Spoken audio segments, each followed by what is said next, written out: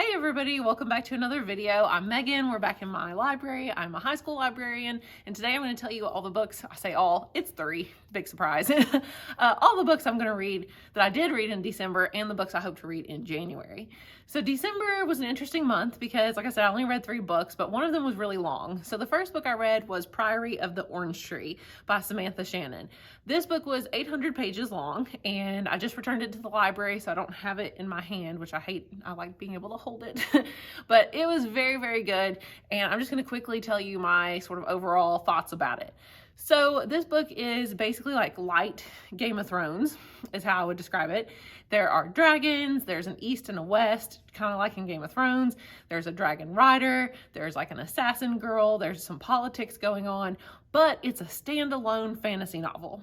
So if you are interested in something kind of like Game of Thrones, but you just want to be done, you don't want to commit to 5 1,000-page books, then you can just read this one 800-page book instead. It was really, really good. It was so fast-paced. I very much enjoyed it. It was close to being 5 stars. I just had a few issues with it. So on my rating system I am now using, which I talked about in another video called Call Pile, I gave it, let me see, I gave it a 6 for characters. So Call Pile is an acronym, obviously.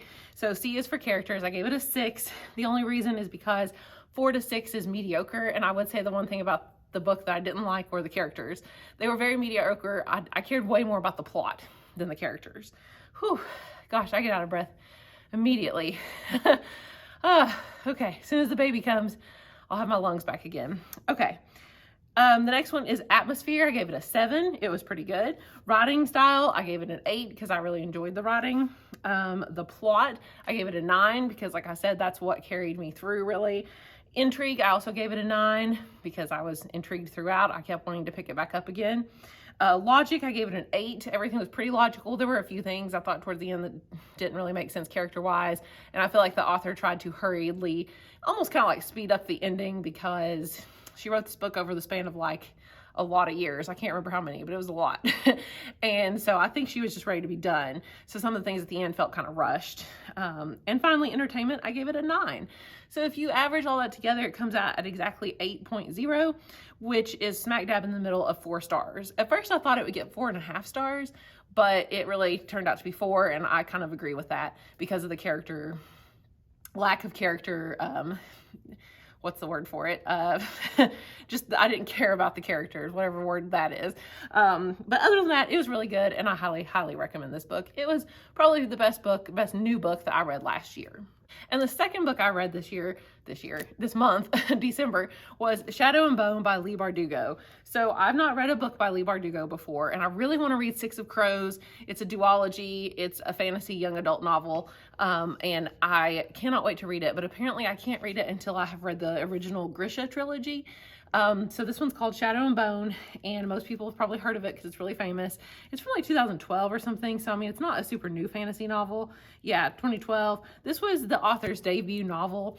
I didn't think it was super well written. Honestly, didn't even like it that much, and yet I read the sequel as well because I just feel like I have to get through these. They're so popular, and I guess young adult fantasy it's hard to please me now because I guess I'm used to adult fantasy. So as far as Call Pile goes, I gave this book a 3 for characters because I didn't care about any of them. I gave it a 5 for atmosphere because at least that was kind of unique. It's set in like a Russian-inspired fantasy world, so it was something different. Writing style, I gave it a 4. It's like it was fine. The plot, I gave it a 4. Very mediocre. Like I just didn't care about anything happening. It was so predictable. I mean, there's a character name. I mean, spoiler alert, but it's an old book and I know most people have read it, but there's a character named the Darkling. Do you think he's a bad guy? I mean, his name's the Darkling. It's like, what? He's the bad guy? How crazy. Oh my goodness. Anyway, I gave it a 3 for intrigue because I really didn't care about what was happening. A 3 for logic because there were so many things that I didn't really think made sense.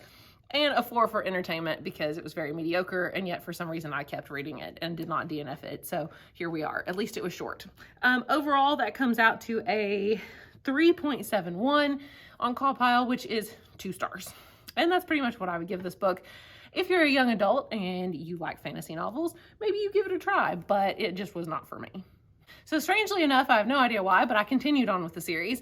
Well, I do know why. I said I've got to get to Six of Crows and her other books, and I guess I really should read this one first, apparently, from the sounds of it.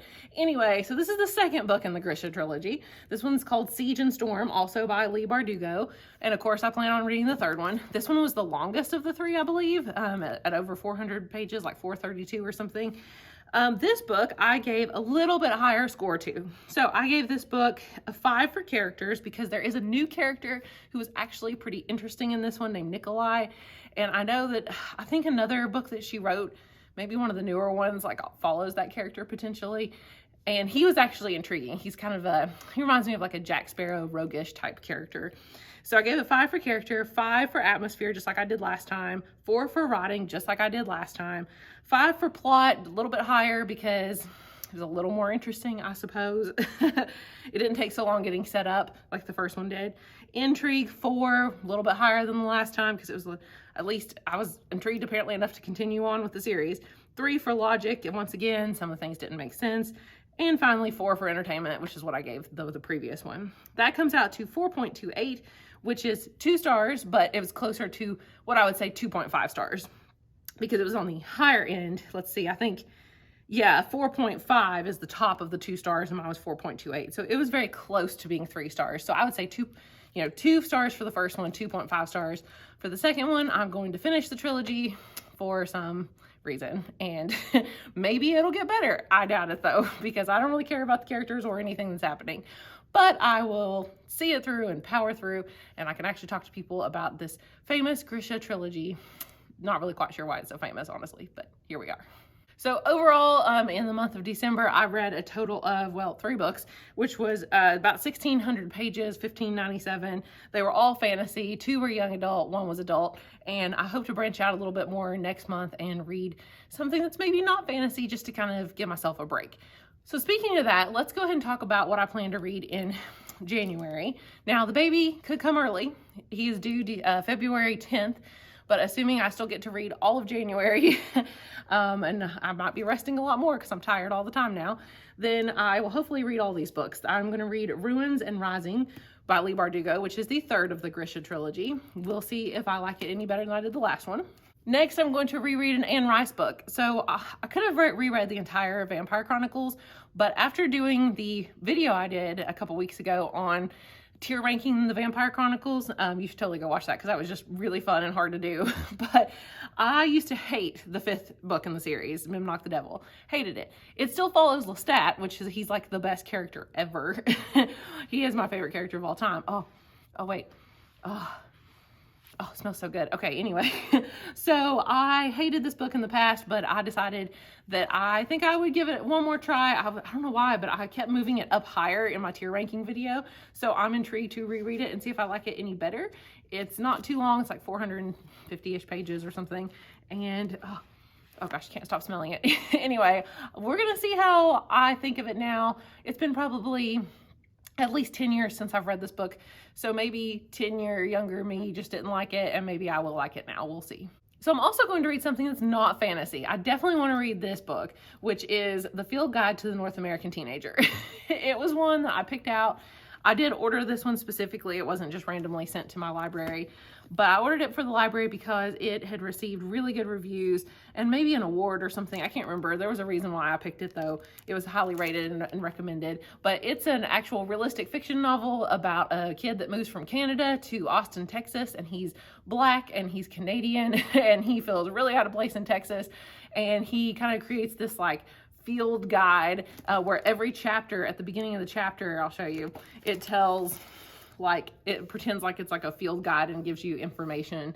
And it's just a cool way of sort of having a character, you know, analyze his classmates and things like that. And so far, I've actually, because it's, what is today? I'm filming this on January 3rd. Yeah. So I actually already did start this book. I'm 50 pages in, and it's pretty intriguing so far. I thought it's actually pretty funny too. The author, it's his first time ever writing a novel. He's also a screenwriter. Ben Philippi is his name, and he did live in Canada and Austin, Texas. So he kind of I guess, you know, he's basing his character on his own life. But anyway, so far it's pretty funny, and I'm intrigued to see where it goes. The next book I'm definitely, well, I say definitely, probably going to get to is Kings of the Wild. I can't remember who it's by. Nope, and I didn't look it up. Oh my goodness, Kings of the Wild. I know wild is spelled with a Y. Does that count? Anyway, it'll be here on the screen. But this book is some sort of like Viking romp adventure novel thing. But I know it's supposed to be humorous. I know it's supposed to be about a band of like old Vikings who have to get back together for like one last mission. Kind of reminds me of something like Red with Bruce Willis, if you've seen that, or like The Expendables or something, like where it's like a band of like old action heroes that get back together. But in this case, they're Vikings for one last mission. I hear it's really funny. I hear it's fast paced. Most people love it, although I've heard a few negative reviews. So I'm hoping I will love it, but I'm going to check this one out from the library and hopefully I will get to it as well. Finally, if I get around to it, it's the book I've had on every TBR for like the last like 5 months. Seven Deadly Shadows, by these two authors that I can't say their name and I mess it up every time. And it's sort of a Japanese fantasy inspired novel and it sounds awesome. And I'm not going to repeat the summary again because I do it every time. But if I get time, if I finish all the rest of them, I will be reading this one too. So that is my January TBR. Hopefully I'll get to all those, maybe more. Maybe I'll read Piranesi, which I got for Christmas. We'll talk about it in the next video probably. This could be my last TBR video for a while, depending on when the baby comes. So I will update you guys at the end of the month and we'll see, did I read any of these? I mean, hey, I did read 3 last month, so at least there's that. But alrighty, well, I will talk to you guys later. Bye.